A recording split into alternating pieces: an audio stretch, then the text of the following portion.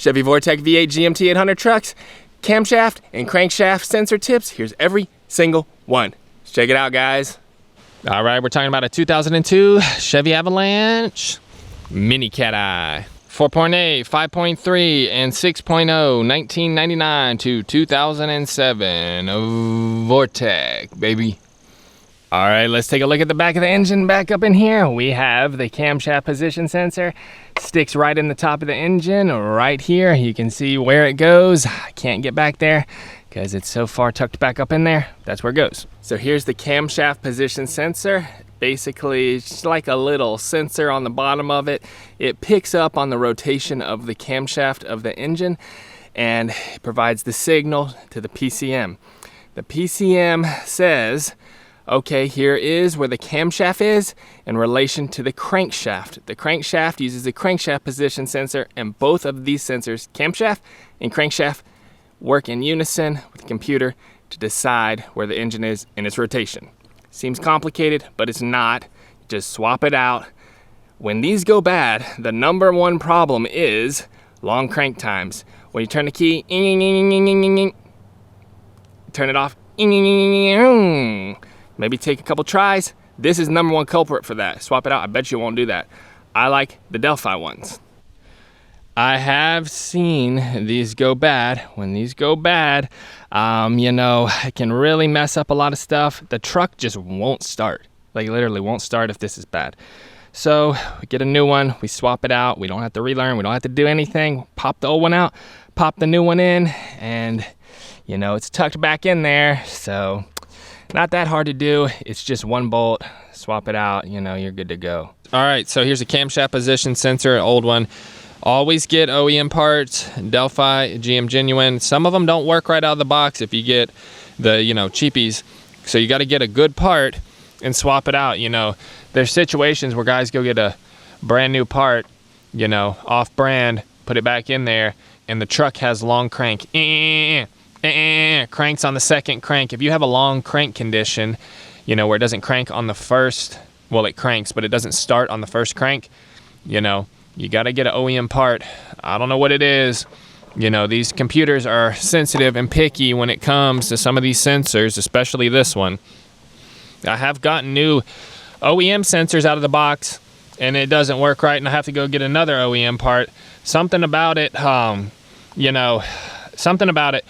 These computers really like certain sensors. It seems like, I don't know what it is, AC Delco or Delphi, I had the best luck on, but you know, if you go and get your new sensor, put it in there, it doesn't crank up, you might have to go try another sensor until you find a sensor the computer likes. I know it sounds silly, but I have seen it happen, so I'm making you aware of that right now.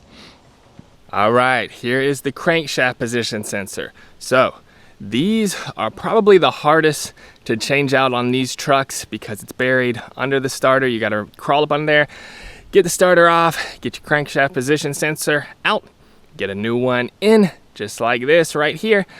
So on this truck, I had a lot of problems with these. Basically, what this is this a little sensor on here. You have the reluctor wheel in the engine, it spins around, and as it passes, this sensor generates a signal that looks just like this, like a sawtooth, and it's spread out. The faster the engine's spinning, closes up the gap between the signal, and it lets the computer know where the crankshaft is in its rotation, uses that for a bunch of calculations. So if this is bad, the truck will stall all the time. Truck stalling, this is the number one culprit. So if you have to swap out this crankshaft position sensor, you have to do a crankshaft variation relearn procedure. Press enter.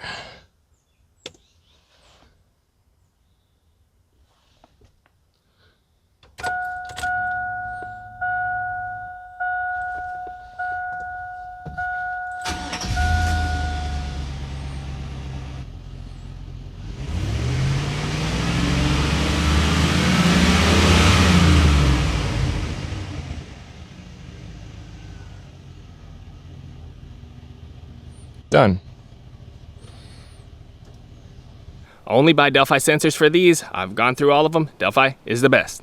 So we have a crankshaft position sensor. It is all the way down there under the starter motor. So here's the sensor right here. The reluctor wheel just passes by this. It doesn't rub it. When it passes by, it generates that signal. So your reluctor wheel can be loose, have a chipped tooth. If it does, you got serious problems. You can't just fix that by swapping out this sensor, but that's rare. All right, some more notes on these crankshaft position sensors. You always have to get a Delphi or an AC Delco crankshaft position sensor. Sometimes guys will get aftermarket ones and then, you know, plug them in. They don't work right. So I always recommend OEM parts. You got to do it. Unfortunately, you know, buy once, cry once. Get the right part, get it swapped out, get it relearned, and it should work right. You know, this is not the place to try to skimp out on parts. Very important for the engine to run properly. So this is a Delphi part. You know, that's what I replaced down in there. Works great, no problems at all with OEM parts. Typically, you'll get a camshaft position sensor code or a crankshaft position sensor code if they're bad. You know, I have seen the crankshaft position sensor fail while they're hot. Leave guys stranded on the side of the road. So, you know, can't read a code on the side of the road, but guys will swap these out, relearn, and the stalling problem will go away. It does happen, you know. If you got stalling, you might want to take a look at the crankshaft position sensor. So the crankshaft position sensor is reading much better. If we go here, we'll see it's reading 12 volts now. It's got much more voltage than it did before. So, you know, it's 12 volts up here, drags it down to 0, goes back to 12 volts, drags it back to ground, 12 volts to ground, and that's the signal you're seeing. So these are probably the two most important sensors on these trucks. It's really the only way the computer knows where the crankshaft is and the camshaft is in its rotation. It's really the only way that the computer knows, you know, where the crankshaft or camshaft is spun to. Really, it digitizes those shafts and lets the computer know, okay, the crankshaft's down here, you know, okay, the camshaft's up here, and it generates that signal, and it knows how the engine's spinning, where it is in its rotation, you know. It happens in the fraction of a second, you know, generating those electronic signals, but without these, the computer would have no way of knowing, you know, where the engine is in its rotation. So these are instrumental and very important to making the engine run properly. If you have one of these that's bad, typically the crankshaft will make it stall when it's hot. The camshaft, typically a long start. You don't have to relearn the camshaft position sensor, you just have to relearn the crankshaft position sensor. But it compares these two signals against each other to see, okay, where's the engine, you know, how much fuel we have to add, you know, how's it running. Very complicated computer stuff, but basically, if one's bad or the other's bad, the truck will not run properly, and you'll get a code. And I have seen a bad sensor draw down the whole voltage for the circuit.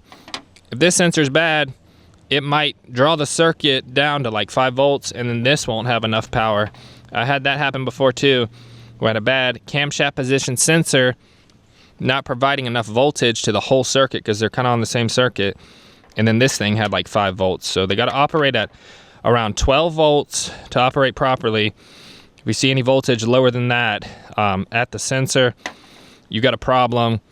It can get very difficult to diagnose. Try to show you here, you know, in a second how to diagnose these things, but use a oscilloscope or a multimeter, at least a multimeter, in order to check the voltages.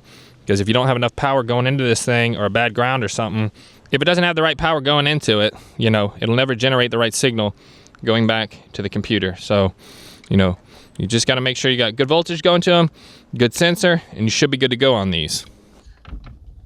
All right, so here's the crankshaft position sensor. This is the blue connector right here. So that first number 1 pin, that's the ground. The second one, that's the 12 volt reference. That green right there. That one is tied to this pin right here, 59, which is red. And this is ground. So this is crankshaft, this is camshaft.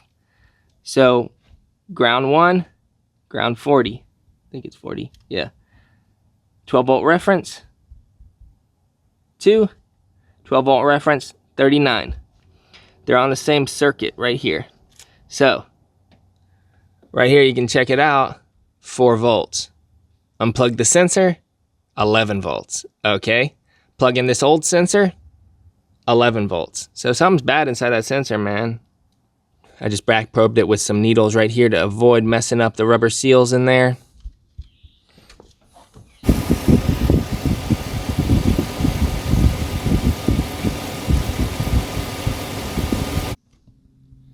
Pins probed, key on, not running. Only got 4.5 volts. And we got 11 volts, almost 11 volts. I've been messing with it for a while here. Battery's almost dead, but it should be close to 12 with it running. Camshaft position sensor, pin 73.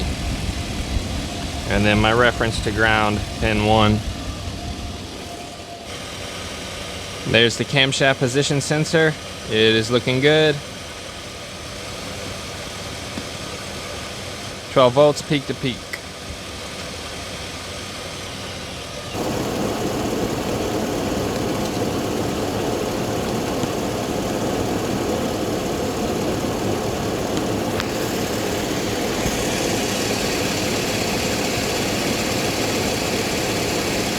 And the 06 has the same crankshaft position sensor down there, exactly the same as the 2002 Chevy Avalanche.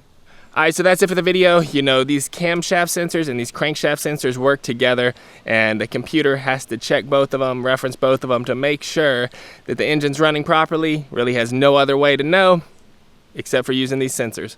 So it sounds rough. Basically, camshaft sensor's bad.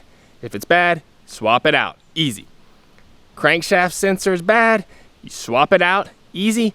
Then you got to do a crankshaft variation relearn procedure so that the computer knows, okay, here's how this crankshaft works with this engine. And then you're good to go. So it's not that hard. Check you out in the next video. Later.